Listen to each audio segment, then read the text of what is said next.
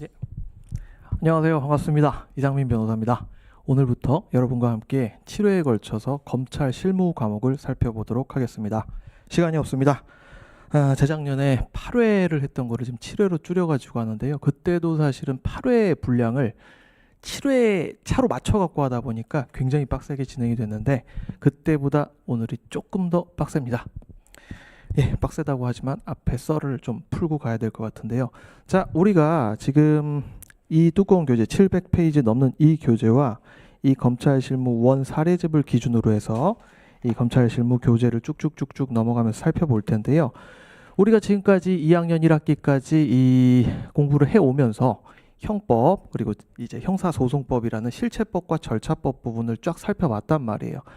이 형사법이 이렇게 구성이 되어 있는 이런 형사법이 과연 어떠한 의미에서 검찰 실무 그리고 형사재판 실무라는 실무 과목에서 재탄생하는지를 우리가 살펴봐야 될 필요성이 있을 것 같습니다. 먼저 거기에 앞서서 우리가 검찰 임용 과정에 대해서 간단하게만 한번 정리를 하고 넘어가 보죠. 2학년 1학기까지 우리는 형법 그리고 형사소송법으로 대별되는 형사법의 기초 과목들을 공부를 해왔습니다. 이것들을 바탕으로 해가지고 2학년 1학기 마치시고 지금 이 타이밍인데요. 이 타이밍 시점에 검찰 일반 실무 수습을 나가게 마련입니다. 그리고 나서 검찰 일반 실무 수습이 마무리되고 난 다음에 2학년 2학기 때에는 지금 우리가 보게 될 검찰 실무 원 과목을 공부를 하게 되죠. 그리고 그 이후에 2학년 2학기 넘어가셔서 검찰 실무 수습을 나가시게 되고 그리고 검찰 실무 2 과목 그때는 기록을 중심으로 실제 기록들을 어떻게 검사 입장에서 파악해야 될지를 중점적으로 공부하게 됩니다. 그리고 나서 검찰 필기 시험을 보고 면접을 보고 결국 검찰 임용은 이러한 과정으로 크게 보면 6가지의 과정으로 나누게 되는데 사실 1번은 큰 의미가 없고요. 실제 의미를 가지기 시작하는 건 바로 2번 검찰 실무 원 2학년 2학기 과목부터입니다. 그래서 우리가 이 전체적인 과정에 있어서 스타트를 잘 끊어놔야지만 쭉쭉쭉쭉쭉 우리가 목표하는 바를 이룰 수가 있을 텐데요. 참 이게 쉽지가 않죠. 예. 2,500명이라는 이 사람들 사이에서 옥석을 가려내는 것 자체도 쉽지 않고 특히 시험 못 봤다고 해서 석이 절대 아닙니다. 그렇기 때문에 여러 가지 기준에 의거해서 검사로서 임용을 받아서 가장 일을 잘 할 것 같은 사람을 뽑기 위한 법무부의 치열한 접전이 시작이 되는데 자, 이러한 임용 과정에서 뭘 검사로서 요구를 하는가? 어떤 부분을 법무부에서 요구를 하는가를 우리는 알아야 될 필요성이 있다는 것이죠. 자, 그런데 이 과정에서 우리는 기존에 가지고 있던 형법과 형사소송법 이런 실체법과 절차법에 관한 지식을 열심히 풀어놓으려고 슈퍼스타 K를 한단 말이에요. 그런데 여기서 중요한 건 검사의 입장에서 형사법을 해석하는 방법, 즉 우리는 형법과 형사소송법을 그동안 공부해 오면서 항상 이런 이야기를 풀어왔어요. 어떤 이야기냐? 다툼이 있으면 판례에 따른다 라는 문장에 굉장히 익숙해져 왔고 특히 문제를 풀고 객관식 시험을 풀 때 더욱 그러하고 이제 주관식 시험을 풀 때 사례형 문제를 풀 때도 여러분들은 판례의 입장에 의거해서 결론을 내고 논리를 도출하는 그런 연습에 굉장히 익숙해져 있습니다. 그런데 다툼이 있을 때는 판례에 의한다고 한다는 건 그 다툼은 어디서 나타나는 것이냐? 검사 혹은 변호인의 여러 가지 논리적인 싸움 중에 한쪽에 손을 들어줬을 때 이게 다툼이 있는 거잖아요. 특히 우리가 대법원 전원합의체 판결을 살펴볼 때 다수 의견이 있고 소수 의견이 있고 별개 의견이 있고 이렇단 말이에요. 그런데 이 과정에서 검사가 주장하였지만 대법원에서 받아들여지지 아니하는 일련의 어떤 논리들이 있을 것입니다. 그런데 예전에 우리가 형사소송법, 형법 공부할 때는 그 논리가 큰 무게감을 갖지는 못했죠. 왜? 우리가 결론을 그쪽으로 내야 했기 때문에 다툼이 있으면 판례의 입장에 의한다, 대법원의 입장에 의한다 라는 이야기에 익숙해져 있었기 때문에. 그런데 지금은 그게 아니라는 것이죠. 즉 대법원과 검찰과 그리고 변호사들 사이에는 형사소송법과 형법의 텍스트를 해석하는 여러 가지 간극이 있어요. 그 간극을 한번 공부를 해보자는 겁니다. 즉 검사 그리고 검찰의 입장에서 이러한 어떤 이슈가 있을 때 이러한 입장을 취하는 이유, 대법원 판례와 어긋나는 입장을 취하는 이유, 즉 이 책을 보다 보면 우리가 그동안 형사소송법 책에서 보아왔던, 그리고 수험서 그리고 판례로서 보아왔던 형법과 형사소송법의 논리와 어긋나는 이야기들이, 일견 맞지 않는 이야기들이 상당수 여기에 포함이 되어 있습니다. 즉 우리가 위법소집 증거능력 배제 법칙이라든지 경찰의 수사권 독립론이라든지 영장 항고제라든지 그런 여러 가지 이제 이슈들이 있는데, 그 이슈들에 있어서 검찰이 어떻게 논리를 구성하고 있는지를 기존의 형사소송법 교과서 살펴보실 때와 또 다른 의미에서 굉장히 중요하게 봐야 될 필요성이 있다는 것이죠. 자, 그래서 이 책 자체가 검찰이 왜 우리는 이렇게 생겨난 조직이고 그렇기 때문에 이러한 이유에서 우리는 이러한 논리를 견지한다는 전체적인 맥락이 이 책에 다 망라가 돼 있어요. 꽤 많은 부분이. 그래서 굉장히 좋은 책입니다. 형사소송법을 공부를 하시고 다른 형사소송법 책들을 이제 보실 필요도 있지만 이 과정에서 검찰 실무 원책을 샅샅이 살펴보시는 것만으로도 충분히 다른 시각에서 형사소송법 교과서를 다시 읽는 그런 효과를 내실 수가 있을 것입니다. 자, 우리가 오늘 처음으로 살펴볼 부분들은 이 검찰 제도론 그리고 형사사법체계 검사의 사건 처리에 관한 부분을 첫 시간에 살펴볼 것입니다. 그런데 이 검찰 제도론과 형사사법체계에 관한 내용은 요약을 하자면 검사는 왜 있는 것인가? 수사기관이라고 한다면 우리는 흔히 경찰과 검찰을 생각하잖아요. 그리고 거기에 사법기관, 판사까지 이렇게 세 개의 어떤 주체들을 두고 있는데 머릿속에서, 그런데 왜 경찰하고 판사만 있어도 될 거 아니냐? 왜 검사라는 조직이, 전문성을 더 강조하는 검사라는 조직이 여기에 자리 잡았는가에 관한 논의가 여기에 있습니다. 그래서 검사는 이러이러한 위치에 있어야 해. 따라서 법원과 경찰과의 어떤 사이에서 이러이러한 역할을 해야 해 라는 이야기가 이 검찰 실무책 초반 64페이지까지 사이에 굉장히 많이 쓰여 있는 것이죠. 그러한 내용을 머리에 담아 두시면서 우리가 교과서를 살펴보도록 하겠습니다. 교과서 3페이지 보시죠.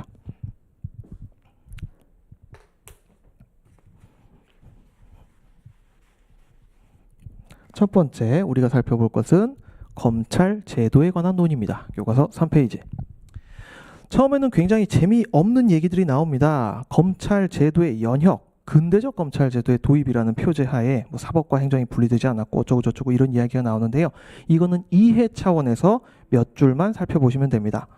조선시대를 비롯한 갑오개혁 이전까지 우리나라는 아직 사법과 행정이 분리되지 않았고, 이것은 어떤 의미냐? 우리가 예전에 형사소송법을 처음 공부하실 때 이런 이야기를 들어보신 적이 있으실 거예요. 규문주의와 탄핵주의 소송구조론이라는 이야기가 형사소송법 제일 앞부분에 나오거든요. 규문주의에서 탄핵주의로 형사소송의 소송구조가 변화되어 왔다라고 이야기를 하는데, 이 규문주의는 쉽게 얘기해서 원님재판입니다. 원님재판의 특징은 무엇이냐? 사법과 행정, 정확히 말하자면 사법과 소추권의 분리가 이루어지지 않았다는 것이죠.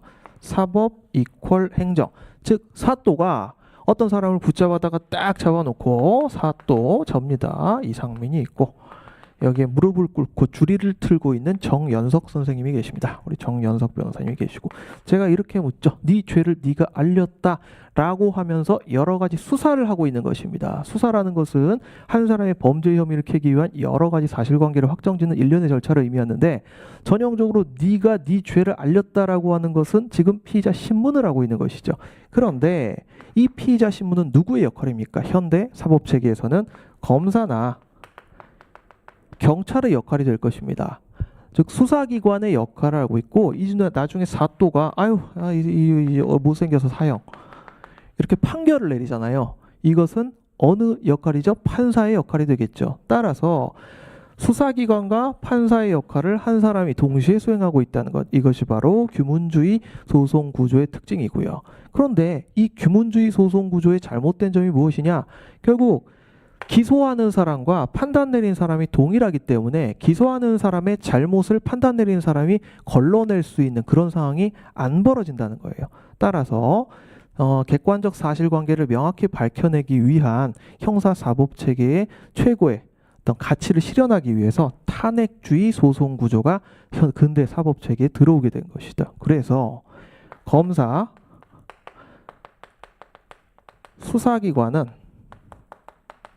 수사를 하고 기소를 하고, 판사, 법관은 판단을 내리는, 즉 소추권과 판단권을 다른 주체에 부여를 해가지고 형사사법체계를 더 제대로 돌아가게 하는 그런 탄핵주의 소송 구조가 현대 근대 사법체계에 등장해서 지금은 모든 나라들이 이 탄핵주의 소송 구조를 택하고 있는 것이죠. 자, 그러한 맥락에서 첫 번째 단락을 살펴보면, 조선시대를 비롯한 갑오개혁 이전까지 우리나라는 아직 세법과 행정이 분리되지 않았고 원님 재판을 하던 나라였고, 임금은 수사의 최고 책임자인 동시에 재판의 최고 책임자였다고 할 수 있다. 절대 군주제도 아래에서 행정권과 사법권이 명확하게 구분되지 않은 채 사또가 둘 다 하는 채 행정관이 재판 사무를 겸하며, 옆에다 사또라고 하나 써놓으세요.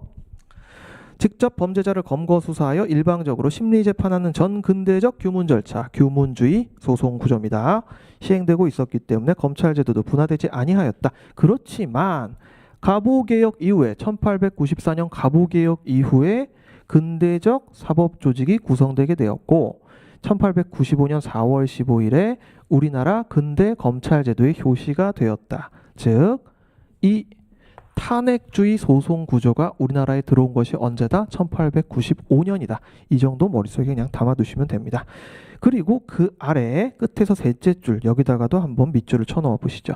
위 재판소 구성법은 당시 일본법을 모델로 하여 대륙법계에 따른 것. 대륙법계에다 꺽쇠 표시 하나 해놓으세요. 짠. 왜냐? 앞으로 이 이야기 계속 나올 거기 때문입니다. 자, 우리나라가 대륙법계다, 무슨 미국법계다 이런 이야기를 많이 들어보셨을 텐데, 대륙법계는 크게 독일에서 일본으로 법률들이 계수가 되고, 이 일본에서 한국, 대한민국으로 이제 계수가 된 것을 이제 대륙법계라고 의미를 하는데, 이야기를 하는데, 자, 독일 거를 일본이 뺏겨옵니다. 그리고 나서 일본이 이제 한국에다가 이제 한국 거 쭉쭉쭉쭉 이제 갖다 넣어 놓는 것이죠. 그리고 한국이 이제 일본 거를 뺏겨오고, 1970년대, 80년대까지만 하더라도 일본 법률을 그대로 한국어로 해석을 해가지고 막 발의를 하고 쓰는 어떤 예들이 굉장히 잦았다고 하는데, 요즘은 그렇지 않다고 합니다. 참고로 형사소송법 같은 경우에는 일본이 우리나라 거 와가지고 배워갑니다. 그 정도로 훌륭한 형사소송법을 가지고 있다고 생각하시면 됩니다. 자, 위 재판소 구성법은 당시 일본법을 모델로 하여 미국법계가 아닌, 영미법계가 아닌 대륙법계에 따르는 것으로서 재판소를 법부 산하에 구성하고 법부 산하 조직의 재판소에 판사, 검사를 두는 것이었다. 즉, 판사가 수사까지 하는 게 아니라 판사와 검사를 따로 두는 것이었다. 여기까지만 보시고 넘어가시면 됩니다. 자, 쭉쭉쭉 넘어가셔서 일제강점기, 미군정기 다 좋고요. 넘어가시고 5페이지 정부 수립 이후 살펴보시죠. 정부 수립 이후 부분의 두 번째 단락의 첫 번째 줄을 보십시다. 이상에서 본 바와 같이 그 다음 부분에다 밑줄을 쳐 놓으시죠.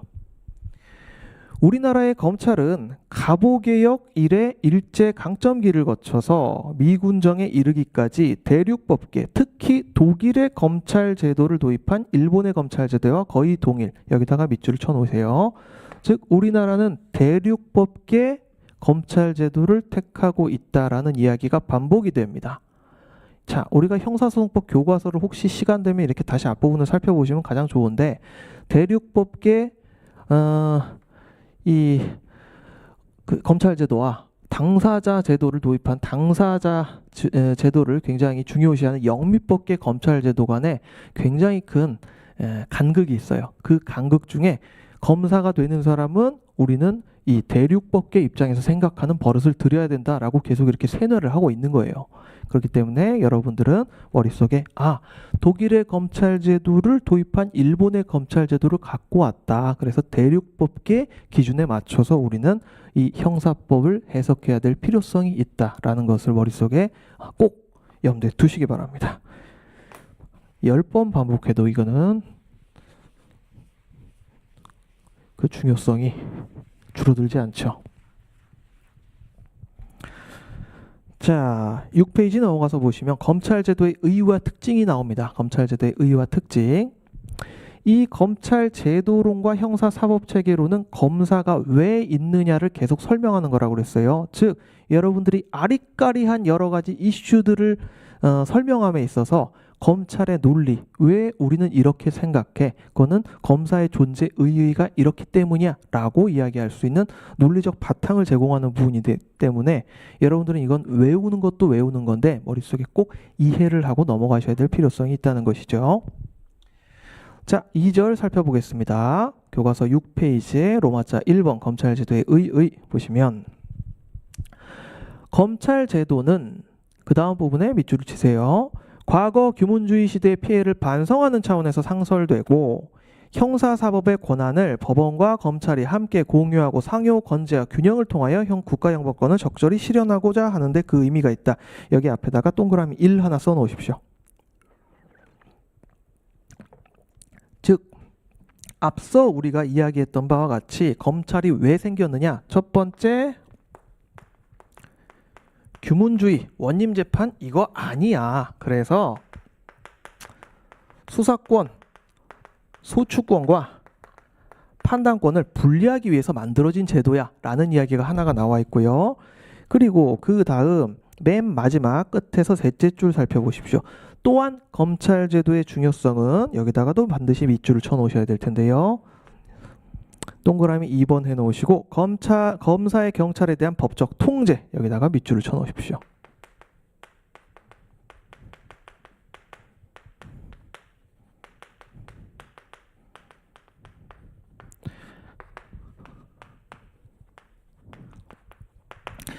자, 이게 왜 중요하냐? 우리가 수사 독립론이라고 들어보셨을 겁니다. 최근에 굉장히 많은 문제가 되고 있죠. 수사 독립론의 어떤 특징은 한 가지로만 요약을 하자면 수사는 경찰이 해, 기소는 검찰이 해라. 수사권과 소추권을 분리해서 기소권을 분리해서 수사권은 완전히 경찰한테 넘기고 기소권은 검사가 갖고 가는 그런 미국식 제도거든요. 그 미국식 제도로서의 어떤 그 합의를 어떤 식으로 검찰에서 반박을 하느냐? 아니야. 그렇게 하는 거는 검찰 제도가 생긴 의의와 맞지 않아. 우리는 대륙법계 체계를 따르고 있거든. 그 대륙법계 체계에 의하면 검사를 왜 만들어놨는지 생각을 해봐. 첫 번째, 규문주의에서 탄핵주의로 소송 구조가 바뀌었기 때문에 검사가 만들어진 것이고, 두 번째로 우리는 경찰을 견제하기 위해서 만들어진 조직이야. 경찰이 수사를 이상하게 하고 사람 때리고 희한하게 하는 거를 막기 위한 그런 조직인데 너희의 이야기에 따르자면 수사에 검사가 개입하지 말라는 거는 말도 안 되지 않아?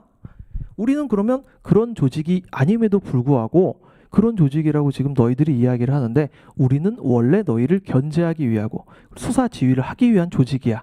이렇게 논리가 구성되는 것이죠. 즉 검사는 원래 경찰을 견제하기 위한 조직이기 때문에 경찰의 수사 독립론은 그 자체로서 논리 모순이다. 대륙법계 수사체계와 맞지 않는다라는 논리를 전개할 수 있는 것입니다.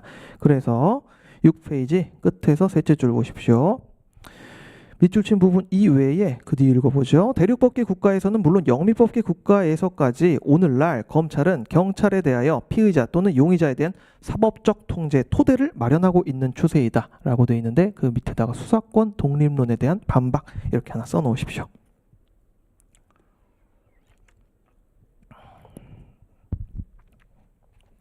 이 이야기가 앞으로도 계속 나옵니다. 그래서 여러분들은 검사가 왜 있어요? 라고 물어본다면 누군가가 물어본다면 이 두 가지 이거 규문주의가 원님재판이 이상해서 생겼고요. 두 번째로 경찰을 견제하기 위한 권력으로서의 기능을 가지는 것입니다. 이렇게 두 가지를 이야기하실 수 있어야 되는 것이죠. 자, 우리나라 검찰제도의 특징은 그러면 어떤 것이 있는지 7페이지 이하에서 살펴보도록 하겠습니다. 첫 번째, 조직상의 특징.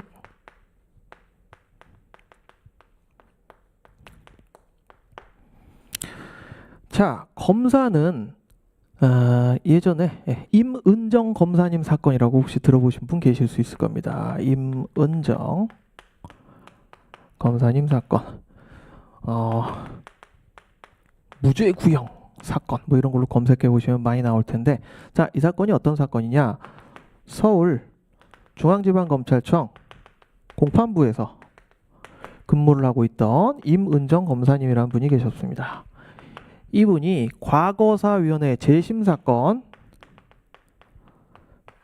뭐 고문을 당하고 뭐 이런 이야기가 있었던 재심 사건에 대해서 재심 사건 공판부에서 지금 진행을 하고 있었던 사건이에요. 그런데 그 사건에 대해서 기존의 검찰 조직, 그러니까 70년대, 60년대 검찰 조직은 그 사건에 대해서 어떻게 구형을 했겠습니까?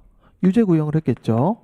이 사람 죄 있습니다, 처벌해 주세요라고 하고 유죄 구형을 했을 텐데, 이 사건이 결국 재심까지 오게 되고 결국 무죄 판결이 났거든요. 그 과정에서 보통 검찰은 재심 사건에 대한 의견을 제시할 때 별다른 의견을 제시하지 않거나 기존의 의견을 우리는 유지합니다라는 식으로 공소 유지를 하게 돼 있어요.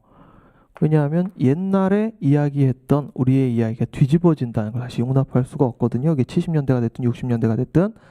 그런데 임은정 검사님이 공판부 문을 걸어 잠궈버리고 여기에 들어가가지고 이 사건에 무죄 구형을 한 거예요. 이 사건에 대한 검찰의 입장은 옛날과 달리 무죄 입장으로 바뀌었습니다. 피고인에게 무죄를 선고해 주시기 바랍니다. 이렇게 바꿔버렸던 것이죠. 그런데 이게 검찰 조직에서 용납이 되는 사건이냐? 그렇지 않다는 거예요. 그래서 검찰 조직에서 임은정 검사님은 떨려났죠. 소위 말해 찍혔죠. 튀는 검사, 검찰 조직의 말을 듣지 않는 검사로 찍혔습니다. 그래서 굉장히 많은 고생을 했고요.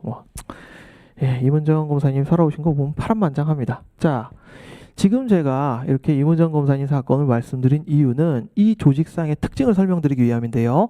자, 7페이지 다시 돌아오셔서 첫 번째 줄 한번 살펴볼까요?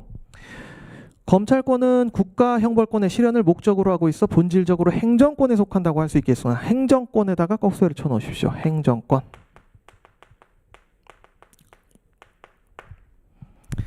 다른 한편 공소 제기와 유지 기능은 형사 재판 작용과 밀접하게 관련돼 있기 때문에 사법적 성격을 띠고 있다.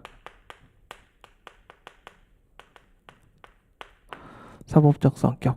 행정적 성격 그리고 사법적 성격을 겸유하고 있다고 이야기를 하거든요. 그런데 행정 권력의 특징은 뭐냐 하면 결재권이에요. 이 결재권이 무엇이냐? 윗사람한테 사인을 받는 겁니다. 상급자한테 사인을 받아서 그 사람의 의사를 확인하는 것이죠. 이 행정 권력의 결재권이 왜 중요하냐? 전체적으로 어떤 행정 권력, 우리가 가령 음주운전을 했어요. 뭐 0.03% 정도 나오는 음주운전을 했다 칩시다. 그런데 이 음주운전을 했는데 내가 서울시 강남구에서 걸렸다.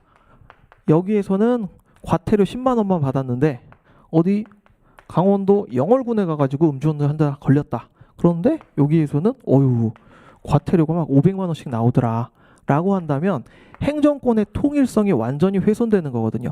똑같은 행동을 했을 때 어떤 행정상 형벌이나 행정상 불이익을 입을 때 그 불이익은 어딜 가나 동일해야 됩니다. 그런데 이 결재권이 없는 경우에는 그러한 동일성이 훼손될 위험성이 있기 때문에 행정 권력의 통일성을 유지하기 위한 수단으로서 결재권을 굉장히 중요시하는 경향이 있습니다. 그래서 검사는 검사 동일체의 원칙이라고 하는 어떤 검찰청법상 제한을 받게 되죠. 자기 운신의 폭이 굉장히 좁아지는 게 있습니다.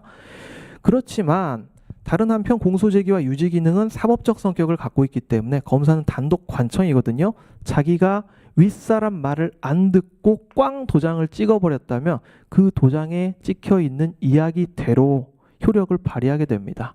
즉 가령 강원도 영월군에서 어떤 사람이 과태료 500만 원을 지금 음주운전 한 사람한테 때려버리려고 그래요, 공무원이. 그런데 야, 너 이거 살펴보니까 이거 또 선례하고 안 맞고 선례하고도 안 맞고 이거 딴 데하고도 이거 전혀 안 맞아. 너 그렇게 하면 안 돼. 라고 윗사람이 지시를 했음에도 불구하고 이 사람이 과태료 500만 원을 찍어가지고 보내버렸다 라고 한다면 그 자체는 유효하다는 것이에요. 윗사람 말을 듣지 않고 한 행동 자체도 유효하다. 그렇지만 징계의 사유가 될 수 있겠죠. 그래서 자, 사법적 성격을 갖고 있으면 독립성이 보장됩니다.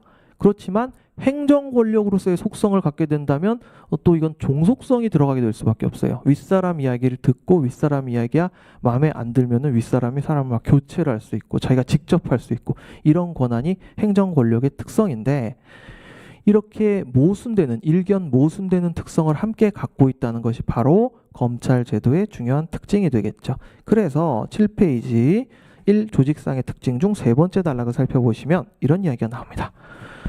우리나라의 검찰 조직은 이러한 검찰권의 양면성을 조화시키기 위하여 검찰권의 양면성에다가 빡빡빡 밑줄을 그어 놓으시고요. 우선 개개의 검사가 독립된 단독관청으로서 범죄 수사, 공소제기 및 유지 등 검찰권의 본질적 내용을 이루는 권한을 독자적으로 행사하게 함으로써 그 사법적 기능을 확보, 즉 독립적 기능을 확보한다는 것입니다. 독립적 기능성을 확보하는 한편 더하기 공공질서 유지와 인권 옹호라는 국가 목적을 통일적, 능률적으로 달성하기 위해서 검찰총장을 정점으로 하는 유기적인 피라미드형 조직체, 검찰총장을 정점으로 하는 차장검사, 그리고 부장검사, 그리고 일반 주임검사에 이르기까지 검찰총장을 정점으로 하는 유기적인 조직체로서의 행정 권력으로서의 기능을 갖고 있다는 것이죠. 이러한 검찰 조직의 양면성은 즉 단독관청으로서의 독립적 기능과 행정관청으로서의 종속적 기능은 상호 모순적인 것이 아니라 상호 보완적인 것으로 이해할 필요가 있으며 양자 간 상호 조화를 도모하는 데 검찰 조직에 묘미가 있다고 하겠다. 묘미가 겁나 어렵죠. 항상 어렵습니다.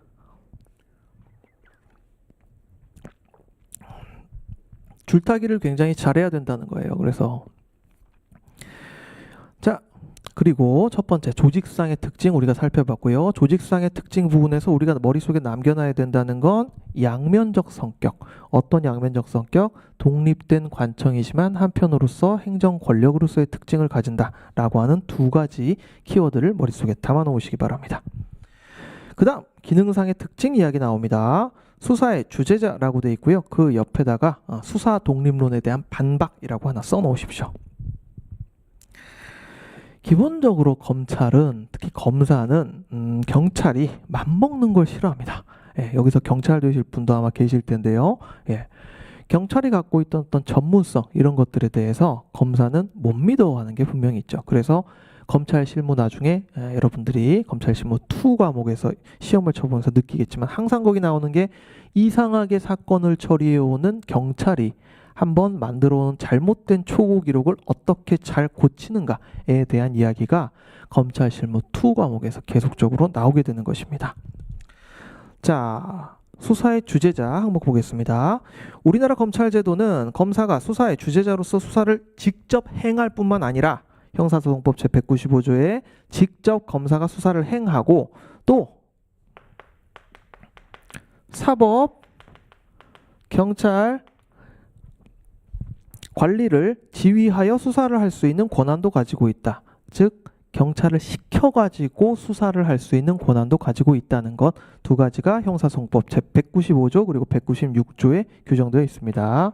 특히 사법경찰 관리에 대한 수사 지휘권은 형사소송법 제196조에 기재되어 있는데요. 이와 같이 범죄 수사에 있어서 검사는 최종의 권한과 책임을 갖는 기관이고 사법경찰 관리는 검사의 지휘를 받아서 수사해야 한다. 그 다음 문장 중요합니다. 이는 검사가 일반적으로 수사를 행하지 않는 미국의 검찰제도와 다르고 즉 영미법상 검찰제도와 다르고 독일이나 프랑스와 같은 대륙법계 검찰제도와 유사하다. 이렇게 되어 있죠. 우리나라의 검찰제도는 어디서 왔다? 독일, 일본을 향해서 왔다. 그러면 그러면은 당사자 제도론이 더 우세하느냐 아니면 직권주의 검찰 제도론이 더 우세하느냐? 당연히 직권주의 검찰 제도론, 대륙법계의 전통을 따른 직권주의 검찰 제도론을 따라야 한다라는 논리적인 스탠스가 유지되는 거예요. 8페이지 넘어가셔서 살펴보시면 첫 번째로 우리가 살펴봤던 게 수사를 주재하는 것, 검사가 경찰을 지휘를 해가지고 수사를 지휘하고 수사를 주재하고, 두 번째로 기소 독점주의, 8페이지 넘어가셔서 기소 독점주의 살펴보시면 우리나라는 사인소추주의를 부정하고 국가소추주의를 택하고 있으며 국가기관 중에서도 검사한테 소추권을 독점하게 하고 있다. 즉 기소의 권한은 검사한테만 있다라고 형사소송법 제246조에서 이야기를 하고 있는데, 이 기소 독점주의가 기소 편의주의, 기소를 할지 안 할지 여부를 검사 스스로 결정할 수 있거든요. 기소 편의주의와 결합해서 형사사법에 있어서 실질적 정의를 실현하는데 장점으로도 작용할 수 있으나, 즉 10원짜리 물건 하나 훔쳤다고 해서 이 사람을 상습범으로 계속 기소를 해서 징역 7년짜리 벌을 살릴 것인가? 그렇지는 않다라고 하는 어떤 검사의 재량권이 좋은 방향으로 작용할 수도 있지만 그 남용으로 인한 부작용도 예상되기 때문에 통제장치로서 형사소송법은 재정신청제도, 형사소송법 제260조 재정신청제도 하면 옛날에 여러분들 권인숙 사건이 머릿속에 떠오를 것입니다. 그 판례들 떠오르고요. 권인숙 사건은 조영래 변호사님이 진행을 했던 사건이죠. 그리고 그 다음 항고제도, 검찰청법 제10조의 항고제도를 두고 있을 뿐만 아니라 각 고등검찰청에 항고심사회를 두고 있다라고 하는 것. 즉 검사가 완전 무결할 수 없고 검사의 어떤 결정이 잘못되었을 때 여기에 대해서 어떻게 다툴 수 있느냐에 대하여 재정신청 또는 항고제도를 통해 보완하고 있다는 것, 여기서 살펴볼 수 있겠죠. 기소 편의주의 읽어보시면 됩니다. 엄격한 기준에 의한 소추 역시 읽어보시면 되고요. 여기까지 우리가 머릿속에 갖고 왔던 여러 가지 이야기들 중에 반드시 건져야 될 부분은 어떤 것들이 있느냐. 자, 첫 번째, 검사가 왜 있는 조직이에요? 검찰이란 게 왜 태어났어요? 그 조직은 옛날에 규문주의라고 원님재판을 했는데 그 원님재판이 잘못됐어. 그래서 국가의 수사권, 소추권과 판단권을 분리하기 위해서 태어난 게 검사고, 두 번째로는 경찰한테 수사를 맡겨놓으니까 경찰이 수사를 잘못하는 경우가 있어. 그래서 그 경찰의 수사를 견제하는 역할로서 검사가 태어난 거야. 이렇게 이제 하나를 건지시면 되고요. 두 번째, 검사는 그렇다면 어떠한 조직상 특성이 있어요? 라고 하는 질문에 대해서 이게 검사는 하나의 단독 관청이지만 한편으로 봤을 때는 거대한 검찰 조직의 일원이기 때문에 단독 관청적인 사법적 성격과 조직의 일원이라는 행정적 성격을 잘 조합해서 일을 해야 돼. 그래서 검찰이 되게 힘든 거야 라고 하는 이야기, 이렇게 두 가지를 우리가 건져 가셔야 되는 것입니다. 딴 건 기억 하나도 안 하셔도 괜찮습니다. 이 두 가지만 이 앞에 페이지에서 건져 가시면 돼요.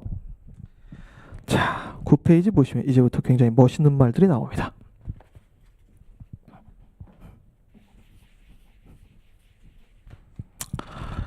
검사의 지휘와 역할, 검사의 지휘. 9페이지 1번 법의 수호자. 이렇게 오글거리는 단어가 여기 이렇게 써있네요. 법의 수호자. 여기서 법의 수호람은 셋째 줄입니다. 범죄에 대하여 사실을 규명하고 규명된 범죄자에 대해서는 적정한 형벌을 받도록 하여 정의를 세우는 것. 두 번째, 형사적 정의를 세움에 있어 적법 절차가 지켜지는 것을 보장하는 것을 의미한다. 두 번째, 적법 절차를 지키도록 하는 것. 중요합니다. 역시 여기에서도 경찰에 대한 견제라고 옆에다 하나 써놓으시죠. 자, 넘어가셔서 10페이지 준사법기관, 요부터 한번 그냥 읽어보시면 되고요. 3번 항목 공익의 대표자 객관적 관청 부분 좀 살펴봐야 될 필요성이 있습니다. 검찰청법 제4조는 검사를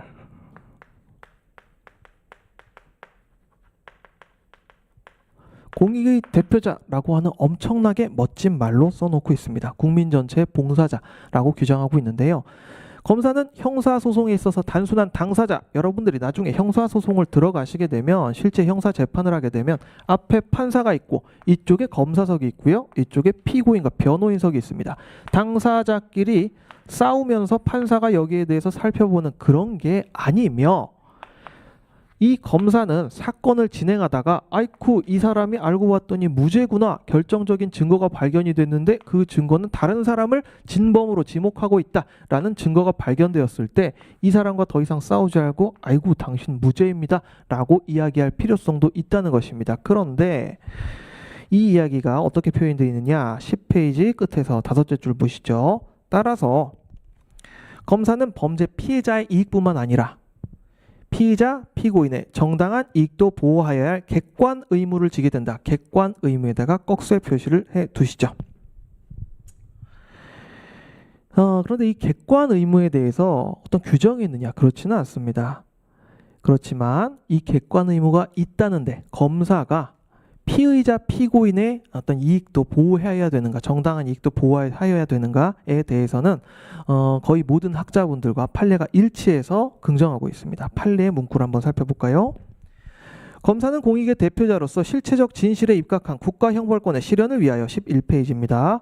공소제기와 유지를 할 의무뿐만 아니라 그 과정에서 피고인의 정당한 이익을 옹호해야 할 의무를 진다고 할 것이고 따라서 수사 및 공판 과정에서 피고인에게 유리한 증거를 발견하게 되었다면 피고인의 이익을 위하여 이를 법원에 제출하여야 한다라고 판시하였습니다. 그래서 그 다음이 중요한데요. 관련 국가 배상 사건에서 원고의 무죄를 입증할 만한 결정적 증거를 제출하지 않고 은닉해버린 검사의 행위가 위법함을 이유로 국가에게 손해배상 책임을 인정하였다. 우리가 나중에 이 수업의 가장 마지막 부분에서 우리가 이 검찰실무 원 사례집을 살펴보게 될 텐데 이때 가장 첫 사례에 등장하는 게 바로 이 사건입니다. 옆에다 하나 써놓으세요. 검찰실무 사례 1이라고 표기를 해놓으십시오. 특히 이 사건은 되게 얼척이 없는 게요. 성범죄로 인해 가지고 기소가 되고 이제 유죄 판결을 받기 직전인 상황에서 이제 DNA 검사 결과가 나왔습니다. DNA 검사가 국과수에서 결과가 나왔는데 그 DNA 검사 결과가 피고인한테 아주 유리하게 나와버렸어요. 그러니까 검사는 그거를 제출하지 않고 뭉개버립니다. 저 자식 범인은 확실해. 이거는 아닐 거야. 라고 확신을 하고 그 중요한 증거를 뭉개버려가지고 결국 징역 15년이 선고되게 된 그런 사건이란 말이에요. 남의 인생을 조져버릴 수 있는 그런 일이 발생을 한 거죠. 그래서 이 원고의 무죄를 입증할 만한 결정적 증거, 국과수, 그 감정서를 제출하지 않고 뭉개버린 검사의 행위가 위법함을 이유로 국가배상 책임을 인정한 사건입니다. 11페이지 단독관청 읽어보시고요. 12페이지 넘어가셔서 4번 항목의 가장 마지막 줄만 밑줄을 쳐놓으십시오. 검사가 상급자의 지위 없이 또는 그 지위와 다르게 처분하더라도 아까 임은정 검사님 사건을 말씀드렸죠. 상급자는 야 의견 내지 마 그냥 백지 구형을 해 라고 이야기를 했는데 그걸 어기고 무죄 구형을 한 임은정 검사의 행위 자체가 책임을 면할 수 있는 행동이냐? 그렇지 않다는 것입니다. 지위와 다르게 처분하였다 하더라도 그 처분은 그대로 유효하고 상급자의 지휘 내용대로 이야기를 했다고 해서 처분했다고 해서 그 책임을 면할 수 있는 게 아니다라고 하는 것 정리해 두시면 됩니다. 신보보장 넘어가시고요. 검사의 기능과 역할 13페이지 살펴보도록 하겠습니다. 진실과 정의의 항례 버리십시오. 너무 당연한 얘기를 해가지고요. 자, 수사권의 주체라고 돼 있죠. 그 부분도 아까 우리가 했던 이야기 그대로 반복하고 있으니까 넘어가면 됩니다. 14페이지 보시죠. 사법경찰 관리에 대한 지휘감독 옆에다 써놓으세요. 수사 독립론 X 이렇게 써놓으세요. 이 이야기가 출창 나옵니다. 자, 경찰이 수사 독립론을 주장하고 있다고 했습니다. 수사 독립론은 경찰의 수십 년간에 걸친 수건 사업입니다. 왜?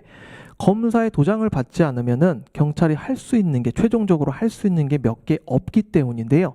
실질적으로 경찰이 거의 모든 수사 업무를 진행을 하고 있습니다. 대한민국의 수사의 거의 90% 이상은 경찰 조직에서 진행하고 있는데 이 경찰 조직이 사건을 마무리 지을 수 있는 힘이 있느냐? 그게 없는 거예요. 우리가 여러 가지 이야기들을 들어서 알고 있겠지만 어떤 영장을 청구하고자 한다. 구속, 압수수색, 영장, 체포 영장을 청구하고자 한다라고 했을 때 직접 판사한테 청구를 할 수 있습니까? 못합니다. 검사한테 신청을 하고 검사가 대신 청구를 해줘야 됩니다. 그래서 어떤 사건이 사건이 경찰에서 수사를 받고 있을 때 경찰이 체포영장, 구속영장을 신청하였으나 검사 단계에서 반려가 되었다. 이런 이야기들을 우리가 접해보셨을 텐데요. 그런 부분에 대해서 경찰은 야, 검사 때문에 수사 못하겠다라는 이야기를 한단 말이에요. 여기에 대해서 검사는 아니야, 웃겨. 야, 우리가 왜 태어난 조직인데 야, 우리는 너희를 견제하기 위해서 태어난 조직이야. 그래서 너희가 이야기하고 있는 수사권과 기소권의 완전 분리라는 것은 너희는 말이 안 되는 논리를 전개하고 있는 것이다 라고 이야기를 하죠. 그 이야기가 여기 나와 있는 것입니다. 자, 사법경찰관리에 대한 지휘감독이라는 표제하에 첫 번째 단락의 가장 마지막 줄만 보시죠. 사법경찰 사무를 취급할 때에는 경찰은 소속 여하를 불문하고 검사와 상명하복 관계에 있게 된다. 상명하복 뭡니까? 위에서 시키면 아래에서 따라야 된다 이거죠. 검사가 특정 사건을 진행을 하면서 경찰을 지휘해서 감독한단 말이에요. 그 사건 그렇게 하지 마시고요. 이 사람 불러가지고 조사하세요. 이 사건의 결론 지금 기소 의견으로 지금 보내려고 하시는데 제가 봤을 땐 기소 의견 아닌 것 같습니다. 이 부분 추가로 조사하시고 그게 아니라면 불기소 의견으로 송치하세요. 라는 식으로 사건의 결론까지 개입을 해가면서 이렇게 하라는 지휘를 하는 것입니다. 그런데 그 아래 단락, 두 번째 단락, 첫 번째 줄 보시죠. 최근 사법경찰과 검사 사이에 경찰 수사권의 분리 독립을 주요 내용으로 하는 이른바 수사권 조정 문제가 주요 현안으로 대두되었다. 이게 대두된 지가 엄밀히 따지면 이게 몇십 년이 넘어요. 네. 그런데 그 단락의 한 8째 줄 밑으로 가보십시오. 예, 그 단락 끝에서 7째 줄입니다. 운영되고 있었다라고 되어 있는 거 다음번을 보시면 검찰 제도 자체가 수사에 있어서 인권 침해 위험을 제거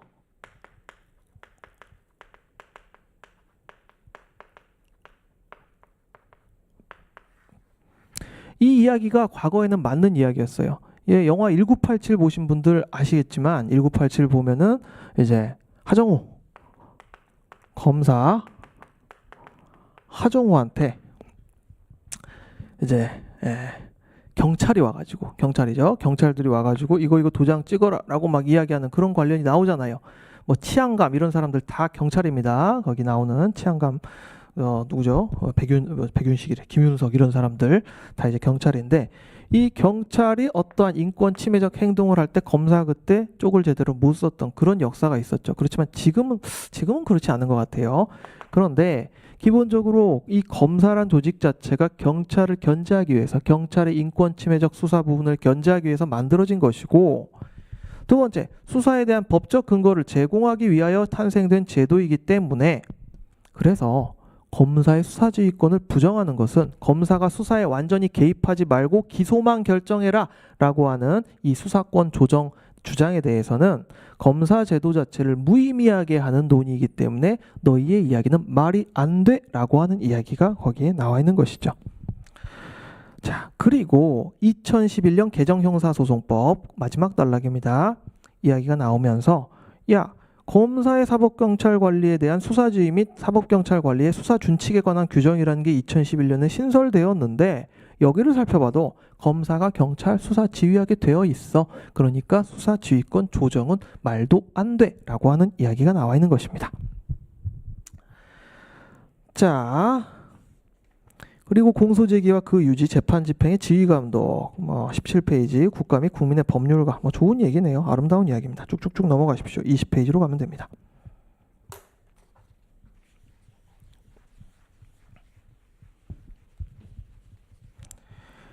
20페이지에서 우리가 살펴볼 내용은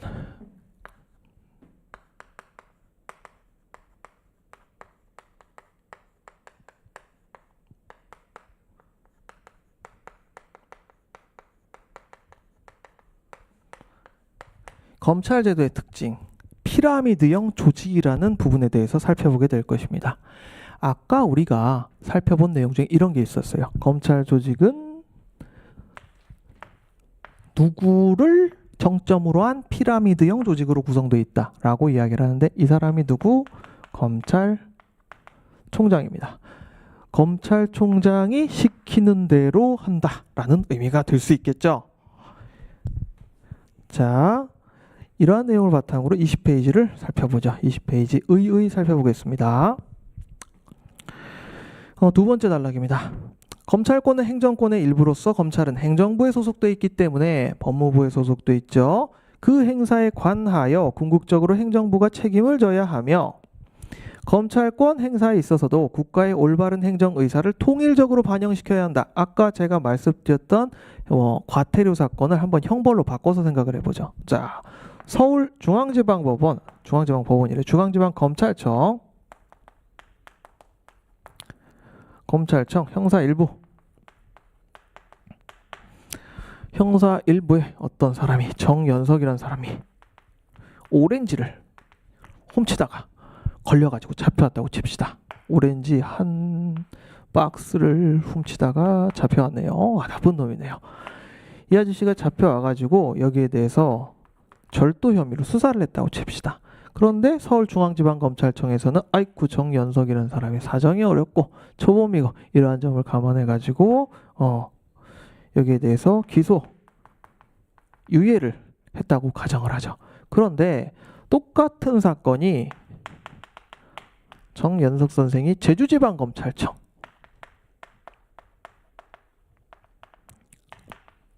형사부에 배당이 돼가지고 여기 가서 또 오렌지 훔친 혐의로 수사를 받다 보니까 아유 이 사람이 그 천혜향을 훔쳐가 예의 나쁜 놈 합의가 되어도 너는 상관없어 라고 해가지고 징역 1년에 실형을 선고받았다고 가정을 해보죠.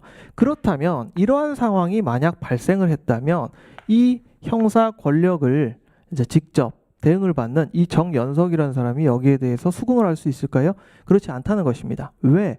어떤 주인검사한테 걸리느냐에 따라 가지고 사건의 결론이 팍팍팍팍 변해버린다면 그것은 올바른 통일된 행정 권력의 어떤 행사라고 볼 수가 없기 때문이죠. 그래서 이러한 일이 발생을 했을 때 똑같이 기소유예라는 조치가 발생하기 위해서 위로 올라가면서 아이쿠 야 이런 사건은 네가 지금 너희 집이 저 천혜향 농사를 하고 그래가지고 이거 붕괴하는 건 충분히 이해를 하는데 그거는 그렇게 하면 안 되고 이거는 기소유예라는 게 맞아 라고 하면서 사건의 결론을 올바른 쪽으로 통일되게 바꿔주는 것이 바로 행정권력의 특징이라고 했죠. 그 이야기가 나왔습니다. 자, 다시 돌아오셔서 20페이지 1항의 두 번째 단락 두 번째 줄입니다. 검찰권 행사에 있어서도 국가의 올바른 행정 의사를 통일적으로 반영시켜야 되는데 그 다음 단락으로 넘어가셔서요. 검찰권은 그 성격상 다른 행정기능과는 여러 가지 다른 특수성을 갖고 있으므로 그 특수성이 무엇이냐? 독립된 행정관청이라는 것입니다. 우리 검찰청법은 이러한 특수성을 고려하여 한편으로는 개개의 검사를 독립된 관청으로 인정하고 독립성을 인정하고 검사의 신분을 특별히 보장하여 검찰청법상 이제 보장이 되어 있는데요. 검찰의 독립성을 당보하고 다른 한편으로는 상급자의 검찰 사무에 대한 지휘 감독권 여기다가 동그라미를 하나 쳐놓으세요. 동그라미 1 상급자의 검찰 사무에 대한 지휘 감독권 어떻게 해 너 그 사건 그렇게 하는 거 맞지 않아 라고 겐세히 놓을 수 있는 그런 권한과 법무부 장관의 지휘 감독권 등으로 두 번째 동그라미 2번 쳐놓으시고요. 옆에다 송두율 사건 하나 써놓으시고 각주 17번이라고 같이 써놓으십시오. 21페이지에 각주 17번과 연결됩니다. 법무부 장관의 지휘 감독권 등으로 집약된 특수한 지휘 감독 체계를 설정하여 위와 같은 요청에 답하고 있다. 보시면 됩니다. 자, 중요한 건 20페이지 두 번째 부분입니다. 이 내부적 지휘 감독 체계 옆에 검사 동일체의 원칙이라고 써놓으십시오.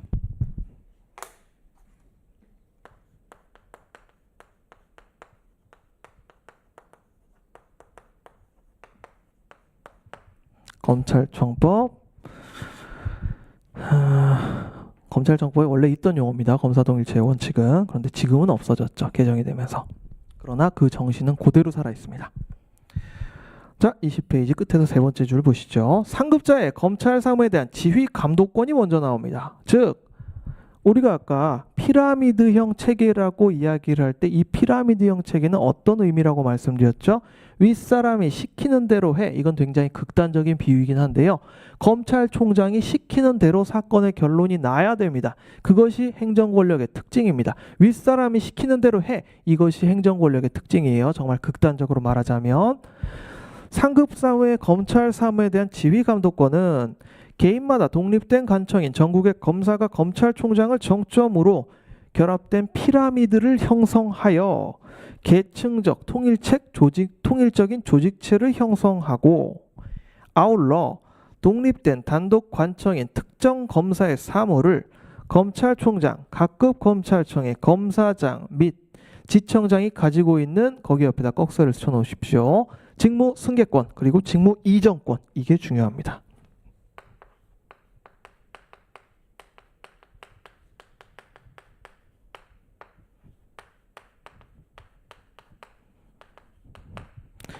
직무 승계권과 직무 이전권을 매개로 별개의 관청인 각 다른 검사가 취급할 수 있도록 하며 그 경우에도 하나의 관청이 사무를 처리한 것과 같은 법률 효과를 부여하는 것, 이렇게 되어 있는데요. 자, 상급자의 검찰 사무에 대한 지휘 감독권이라는 표제가 있지 않습니까? 즉 윗사람이 아랫사람에 대해서 너 이렇게 해라고 지시를 할 수 있고 감독을 할 수 있다는 거예요. 그렇다면 그 권한이 어떤 식으로 표현이 되느냐? 직무 승계권 그리고 직무 이전권이라고 아예 검찰청법에 찍혀 있거든요. 그 의미는, 야, 너 내가 얘기하는 대로 말 안 들어? 그럼 임마 너 그 사건 나한테 넘겨. 직접 할 수 있고요. 상급자가 갖고 와서 직접 할 수 있습니다. 그리고 두 번째로, 야, 너 내 말 안 들어? 너 그 사건 그렇게 처리 안 해? 그래, 너 딴 사람한테 넘겨버리라고, 이전하라고 이야기를 할 수 있습니다. 즉 사건 처리 과정에서 해당 검사가 자기 아랫사람이 말을 안 듣는다 하면 그 사건 자체를 자기가 갖고 와버릴 수도 있고 다른 사람한테 넘겨버릴 수도 있고, 이것이 윗사람의 권한입니다. 이것을 검찰청법에서 보장해주고 있는 것입니다. 그래서 검사 동일체의 원칙이 옛날에 이제 검찰은 일종의 뭐 조폭 집단 비슷하다 이런 이야기가 나오게 된 하나의 이유가 됐죠. 왜? 윗사람이 하는 대로 시켜야 되니까, 까라면 까야 되니까. 그래서 검사동일체의 원칙의 내용을 우리가 간단하게 살펴보죠. 첫 번째, 가항, 지휘 감독권입니다. 자, 거기 쭉쭉쭉쭉 넘어가시다가요. 위에서 5째 줄 보시면 요거 보세요. 검사는 검찰 사무에 관하여 소속 상급자의 지휘 감독에 따른다. 검찰청법 제7조 제1항. 근데 이제 7조 제2항에 이런 이야기를 하나 이제 새로 낑겨 넣어 놨죠. 그리고 검사는 구체적인 사건과 관련된 소속 상급자의 지휘 감독의 적법성 또는 정당성 여부에 이견이 있는 때는 이의를 제기할 수 있다. 윗사람이 시키는데 뭔가 이상하단 말이에요. 거기에 대해서 부장님 이거 이상한데요? 라고 이의를 제기할 수 있다. 라고 하는 이야기가 검찰청법 제7조 제2항에 나와 있는 것입니다. 그렇지만 이의를 잘 제기하지 않죠. 왜? 조직 문화가 그런 게 있어요. 지휘감독에 대한 복종 의무는 21페이지 가장 마지막 줄입니다. 검찰권 행사라는 정부의 의사를 하나로 통일적으로 나타내기 위한 제도적인 장치이다. 자, 이 이야기에서 이 책에서 하고자 하는 이야기는 뭐냐? 이 피라미드형 구조 자체가 검찰청의 본질이라는 거예요. 윗사람이 아랫사람한테 뭔가를 지시하고 통일적인 검찰 권력을 지향하는 것이 검찰청의 우린 목적이다라고 하는 이야기가 여기 나오는 것입니다. 그래서 거기에 대한 옹호 논리가 거기에 쭉쭉 나와 있죠. 22페이지 첫 번째 줄부터 쭉 나와 있는데요. 6째 줄 보시면 이런 이야기가 나옵니다. 법원은 그런데 왜 그러냐? 법원은 1심, 2심, 대법원 다 결론이 다를 수가 있잖아요. 근데 검찰은 왜 안 그렇고 이례적으로 지금 사건을 처리하기 때문에 이렇게 피라미드형 조직형 구조를 택해야 되느냐? 이야기가 나옵니다.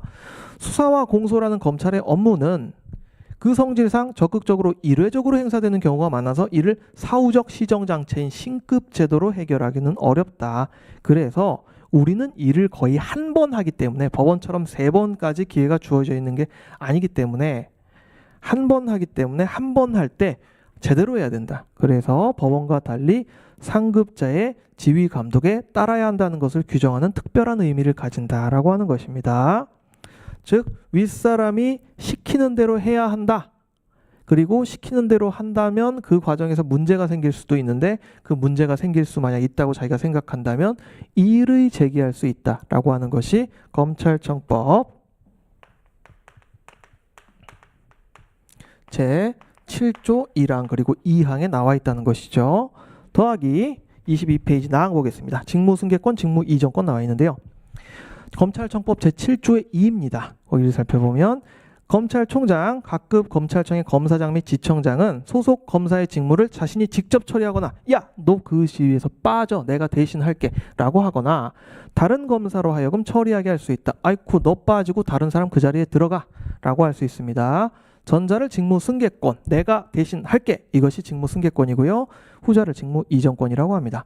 이러한 권한을 행사한 결과 구체적 사건의 담당 검사가 바뀌더라도 사건의 결론에 영향을 미치지 않기 때문에, 그래서 여러분들이 형사소송법 처음 배우실 때 형사소송법 교과서에 나오는 제척 기피 제도가 검찰에 있어서는 큰 문제가 안 되는 이유가 나와 있습니다. 자, 넘어가시죠. 23페이지 법무부 장관의 지휘감독권.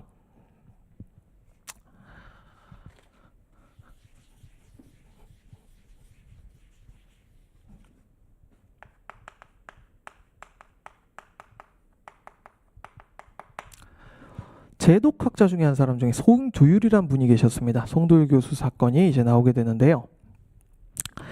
자, 대통령이 있고요. 법무부 장관이 있습니다. 그리고 검찰총장이 있고요.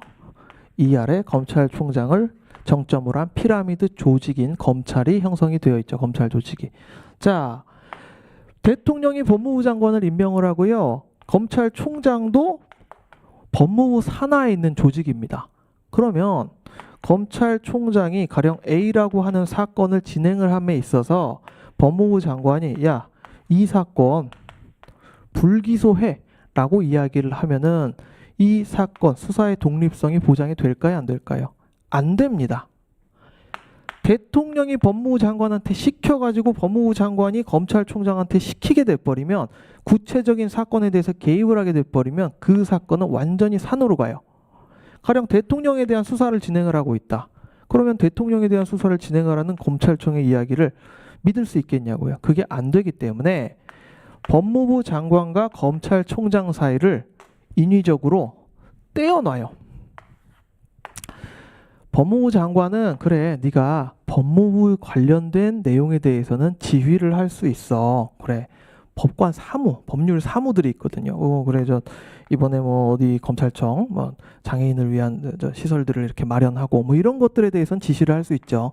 아, 지금 살펴봤더니 저 뭐 의정부지방법원 고양지청에 장애인 뭐 리프트 시설이 부족한 것 같은데 거기에 대해서 우리가 저 장애인들이 또 왔다 갔다 하기 좋게 어떤 시설을 마련하시오, 이런 식의 지시를 할 수 있어요. 그런 지휘 감독은 할 수가 있는데, 사건에 대한 처리에 있어 가지고 지휘 감독을 할 수 있느냐 없느냐, 그거는 원칙적으로 불가능하다는 것입니다. 왜? 사건의 독립성이 완전히 훼손되기 때문에, 정치적 중립성이 훼손되기 때문에.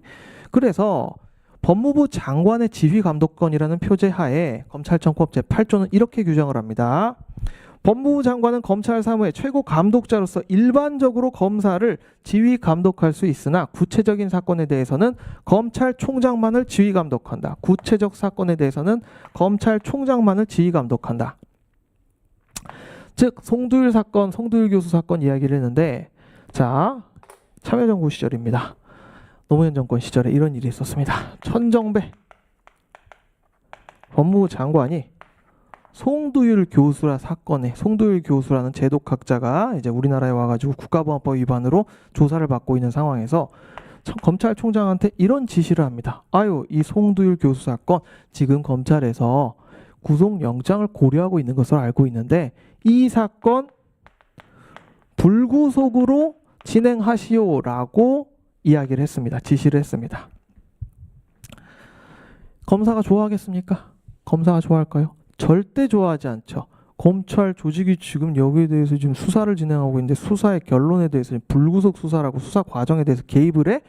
싫어! 라고 생각을 합니다. 당연히 싫어합니다. 즉 23페이지 세 번째 단락의 네 번째 줄 보시면 다만이라고 돼 있어요.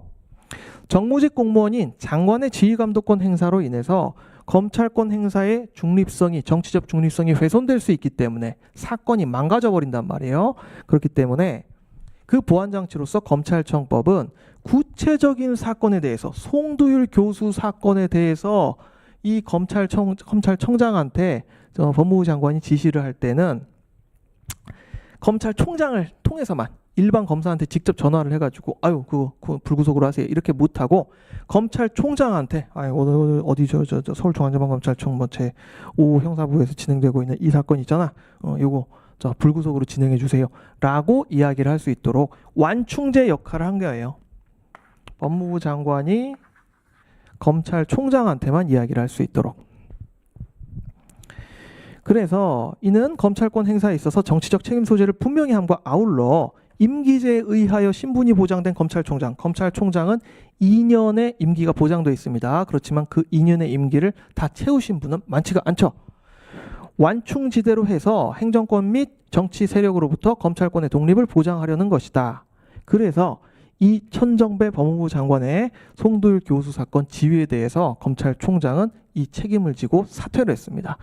즉 송두율 교수 불구속 수사했어요. 그렇지만 나는 천정배 법무부 장관 너의 이 수사 개입에 대해서 우리 검찰 조직은 이거를 용납할 수 없어라는 의미로 더럽고 치사하다 하면서 이제 나와버린 거죠. 그래서 이때 나와버린 검찰총장님은 이 검사 조직에서 찬사를 받았죠. 왜? 이게 탱킹 역할을 해준 거거든요. 예. 우리가 롤을 할 때도 살펴보면 탱커가 있어야 되고 딜러가 있어야 되고 여러 가지 이제 서포터가 있어야 되고 뭔가 있어야 되지 않습니까? 이럴 때는 검찰총장이 탱킹을 해줘야 되는 게 맞아요. 안 그러면 사건이 완전히 산으로 갈 수 있기 때문에 그렇습니다. 자, 뭐 검사의 기본 자세 24페이지, 그 다음에 검찰청 25페이지, 27페이지까지 쭉쭉쭉쭉 넘어가시고요. 예. 시간이 어느 정도 지나가지고 일단 첫 번째 시간 쉬었다가 28페이지 검찰제도와 형사사법 체계부터 진행하도록 하겠습니다.